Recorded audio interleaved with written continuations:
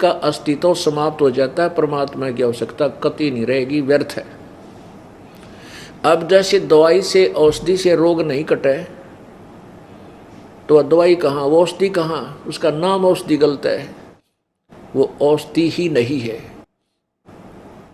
यदि कोई कहे कि साबुन लगाने से कपड़ा मैल नहीं छुड़वाता, मैल नाश नहीं करता, कपड़े के साबुन मैल नाश नहीं करता, क्या ये स्टेटमेंट सही हो सकती है? नहीं। यदि साबुन कपड़े का मैल नहीं छुड़वाए तो साबुन का अस्तित्व तो समाप्त हो जाता। क्या आवश्यकता है फिर साबुन की? साबुन के गुणों में लिखा है कि साबुन कपड़े के मैल काट देता है, मैल नष्ट कर देता है। और कोई इसके विपरीत कहता है कि साबुन लगाने से मैल नहीं कटते। वो कितना परिचित हो सकता है साबुन से? स्वप्न में भी नहीं, उसने कभी देखा भी नहीं, प्रयोग की तो बहुत दूर की बातें हैं। यही स्थिति थी इन ब्रह्मा विष्णु महेश और इन देवताओं के गुरु और ऋषियों की और महर्षियों की। और ये एक नकली महर्षि पाक रहा था इस कलयुग में, दयानंद सरस्वती और महर्षि, पता नहीं क्या पदवी ला रखी थी इसके। कति इस जितना तो वे उदा ज्ञान मैंने पृथ्वी में नहीं देखा जो सत्यार प्रकाश में सत्कर मान लेना। और मेरा कोई उद्देश्य नहीं था इनके साथियों काम का जो है ना वाद विवाद करने का। उद्देश्य ये था कि सत्य का प्रचार करूं जो आदेश परमेश्वर का हो चुका है। इस अज्ञान ने मानव जन्म को, मानुष जीवन को बर्बाद कर दिया।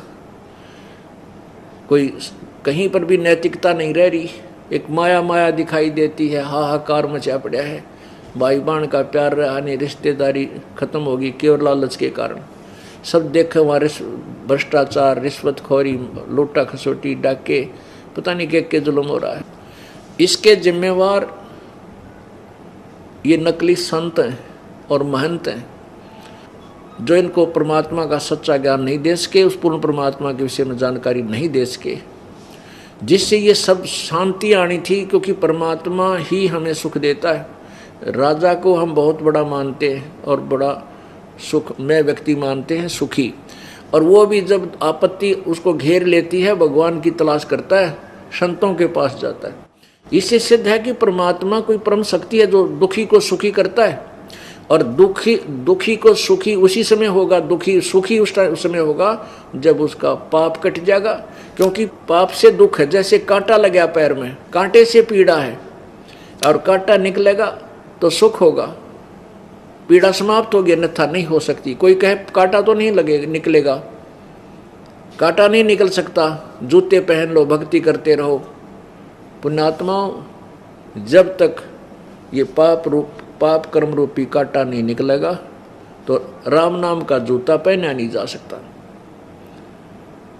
अब ये कांटा निकले और फिर उसको सलाह दी जाए कि भक्ति मत छोड़ना है भविष्य में, तो फिर वो व्यक्ति जो महादुखी था सुखी हो गया। और फिर वो भक्ति नहीं छोड़ सकता किसी सूरत में। जैसे किसी के पैर में कांटा लग जाए फिर वो जूता नहीं निकाल सकता। कांटे निकालने के बाद फिर कहा जाए कि बच्चा अब जूता मत निकालना, कांटा फिर लग जाएगा, फिर नहीं निकालेगा वह जूते को। इसी प्रकार जो प्राणी महादुखी हैं और परमात्मा के गुणों में लिखा है कि वो परमात्मा अंधे नाख दे, कोडी निकाया दे, निर्धन माया दे, बांझ को पुत्र दे, रंग को राजा बना दे और दुखी प्राणी को जो आपत्तियों ने घेर रखा है उसको महासुखी कर दे। ये गुण है परमात्मा के। वो करता कैसे है, उसकी विधि है। जब तक वो विधि नहीं मिलेगी वो परमात्मा ये काम नहीं कर सकेगा। और कोई इसके विपरीत बताता है कि भक्ति साधना से पाप नहीं कटते, प्राणी सुखी नहीं होता, क्योंकि पाप कट के सुख होगा। जब तक पाप नहीं कटेंगे सुखी हो नहीं सकता। तो इसके विपरीत दो व्याख्या बताते थे। वो कति घोर अज्ञानी हैं, उनको ज्ञान नहीं था। अब बृहस्पति की बात सुनो, देवता। अब तो राक्षसों के गुरु की आपने सुन ली कि मैंने ब्रह्मा जी के मुख से सुना है कि जैसे कर्म किया हो तो भोगना पड़ेगा, उसमें कोई परिवर्तन नहीं हो सकता, यानी पाप अक्षमा नहीं हो सकते। अब देखिएगा 5वां स्कंद, यही देवी भागवत पुराण का 5वां स्कंद, पृष्ठ है 282, 282। और यहाँ व्यास जी कहते हैं, देवराज इंद्र की बात सुनकर बृहस्पति जी उनसे कहने लगे। ये बृहस्पति जी, ये बृहस्पति कौन है? ये देवताओं का गुरु है, ऋषियों का गुरु है। यहाँ देखिए 283 पे स्पष्ट किया है, प्रारब्ध कर्म का अभाव बिना भोगे नहीं हो सकता। यह स्पष्ट है। आर्य, संपूर्ण देवता तुम्हारे सहायक है, तुम स्वयं भी बुद्धिमान हो, फिर भी जो होनी है वो होकर रहेगी, तुम उसे टाल नहीं सकते। ऐसी स्थिति में सुख और दुख की चिंता में नहीं पड़ना चाहिए। और क्या की चिंता में पड़ा भाई? न सुख दुख की चिंता में नहीं पड़ना चाहिए और कुआं में पड़ना चाहिए फिर है। और तेरा गजब भैया। अब महाभाग, सुख और दुख ये दोनों कर्मशय पुण्य एवं पाप के अक्षय सूचक हैं। देख किसा मूर्ख बना रखा है। कहते हैं सुख और दुख ये दोनों कर्म से पुण्य और पाप के अक्षय के सूचक हैं। कहते हैं जो सुख है ये पुण्यों से मिला है और दुख है ये पापों से। ये तुम्हारे आज भोगन तेन सोच ले नष्ट होने लग रहे तो भोग लो न फटाफट अपने हैं कर रहे जाओ पड़े पड़े। अतः विद्वान पुरुषों को चाहिए वे सुख के अभाव में भी सर्वथा आनंद ही अनुभव करें। अरे पेट में दर्द हो जाए आनंद क्यों कर अनुभव करेंगे? नो कह दुख हो ना तुम्हें तो दुख में भी नो कह सुखी रहो, बस मौज ऐसे चिंता मत करो। पेट में दर्द हो जाए किल की मारे चिल्लावा बुरी तरह, सुख का अनुभव हो सकता है?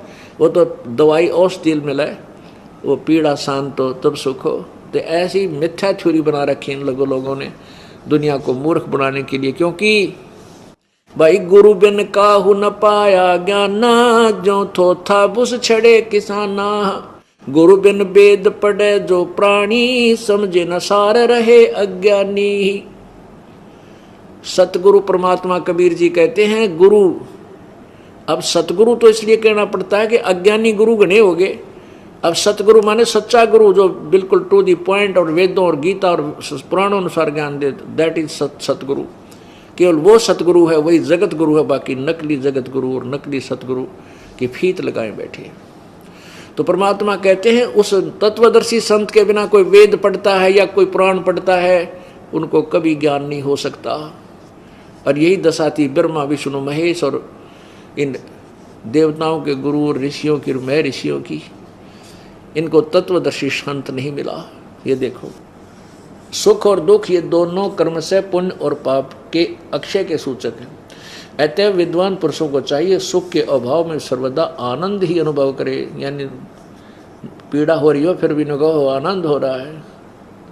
अतः महाराज इस अवसर पर सुयोग मंत्रियों से परामर्श लेकर विधि पूर्वक यत्न करने में कटिबद्ध हो जाओ। यत्न करने पर भी जो होनहार होगा वह तो सामने आएगा ही। अब देखो, अब ये देखो 82-83 आपने पढ़ा, 84 पर देखो। व्यास जी कहते हैं इस प्रकार देवराज इंद्र के कहने पर बृहस्पति जी हंसकर उनसे कहने लगे। बृहस्पति जी बोले, देवराज इस अवसर पर मैंने जो तुम्हें जाने की प्रेरणा न तो जाने की प्रेरणा कर सकता हूँ न रोक सकता हूँ, क्योंकि युद्ध करने वाले की हार और जीत बिल्कुल अनिश्चित है। सची पते होनहार के विषय में तुम्हारा किंचित मात्र भी दोष नहीं है। सुख अथवा दुख पहले से ही निश्चित हो चुके हैं, अतः इनका सामने आना अनिवार्य है। तथापि बुद्धिमान पुरुषों को निरंतर प्रयत्नशील रहना चाहिए। कार्य सिद्धि होने या न होने से होना तो सदा देव के अधीन है। अब इसे स्पष्ट हो गया। इनके कहने का तात्पर्य ये है कि भाई जिसे कर्म तू करेगा वो तो भोगना पड़ेगा, इसमें कोई नो चेंज एट ऑल।